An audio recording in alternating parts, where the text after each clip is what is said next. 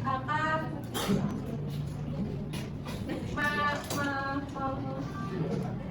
melakukan ceramah.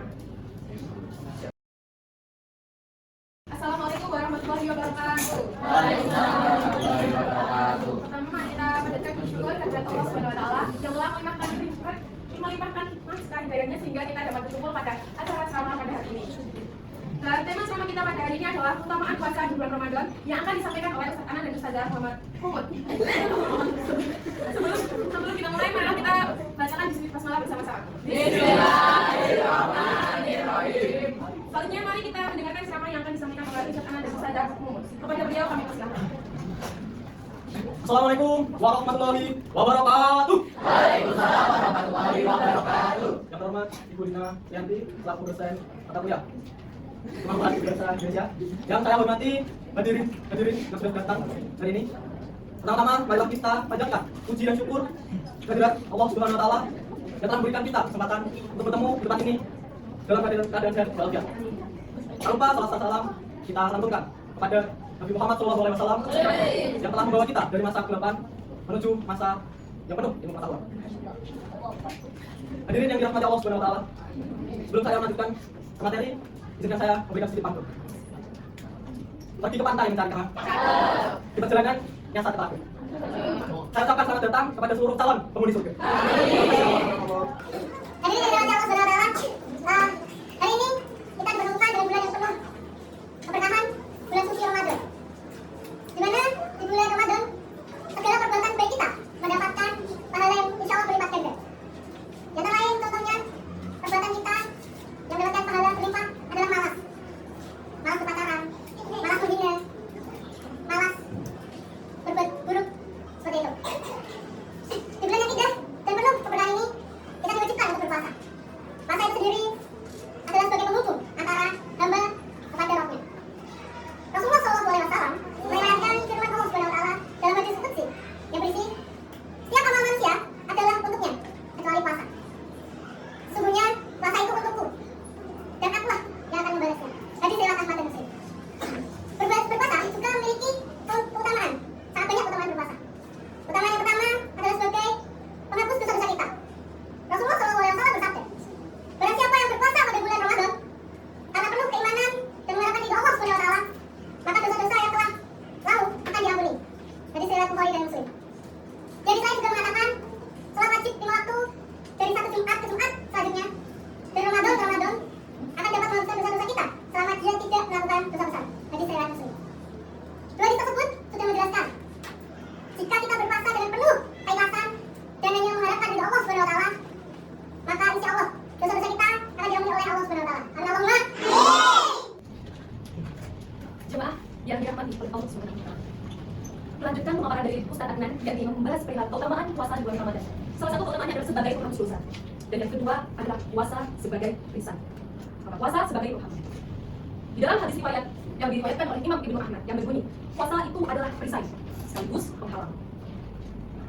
Di dalam hadis riwayat Ibnu Asa'id pun menguatkan pada hadis Ibnu Ahmad yang berbunyi, puasa itu penghalang selagi tidak merusak. Untuk itu, jemaah-jemaah hadirin hadirat rahimahullah, kita sebagai umat muslim patutnya bangga terhadap apa-apa yang sudah Allah berikan, apa-apa yang sudah Allah syariatkan. Salah satunya adalah menjalankan hikmahnya puasa di bulan suci Ramadan.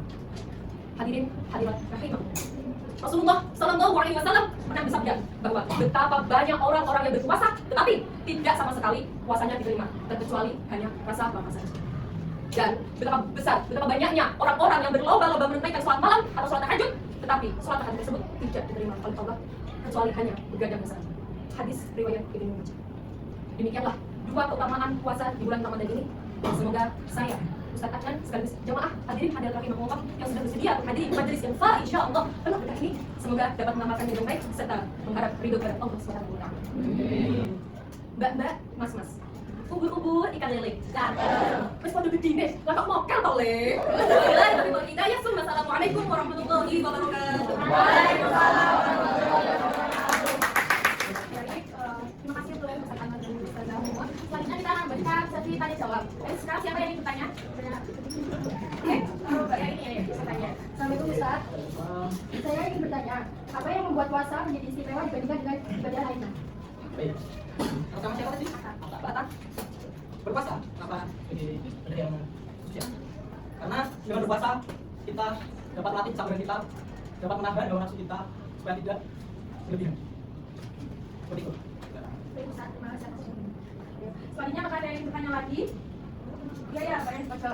Assalamualaikum Ustazah. Perkenalkan saya Anissa, saya ingin bertanya pada Ustazah. Dulu Ustazah, bagaimana hukumnya orang yang berpuasa tetapi tidak sholat?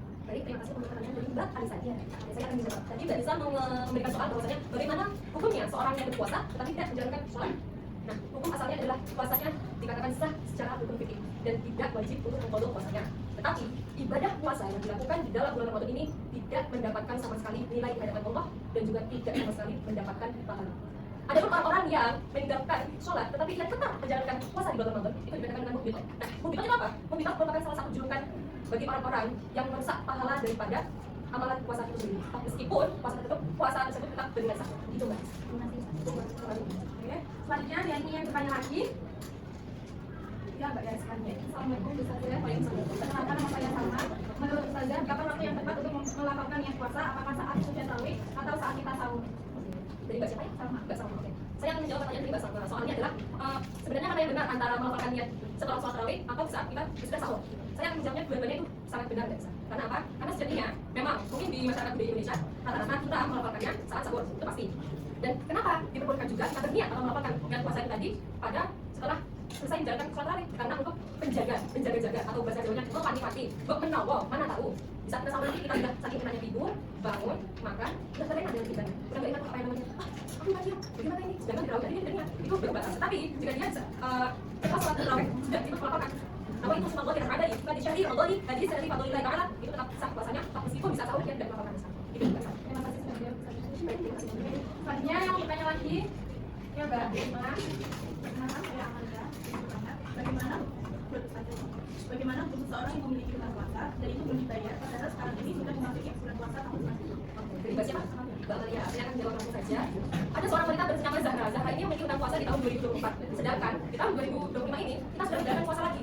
Sedangkan di tahun 2024 sebelumnya ia memiliki hutang puasa sebanyak 10. Maka hukum yang dikenakan itu adalah dua. Hukum yang pertama ialah satu, dia wajib mengqadha puasa selama 10 hari, misalnya dia bolong di tahun 2024. Wajib mengqadha puasanya. Dan yang kedua, ia dikenakan hukuman untuk membayar fidyah. Fidyahnya itu dikalikan dengan berapa kali ia bolong puasa di tahun 2024. Semisal ia bolong 10 hari, maka dia akan mengganti. Kalau menggantikan berarti lebih setelah menjalankan puasa di tahun 2025 ya. Nah itu dikalikan dengan 10 kali puasa ia bolong.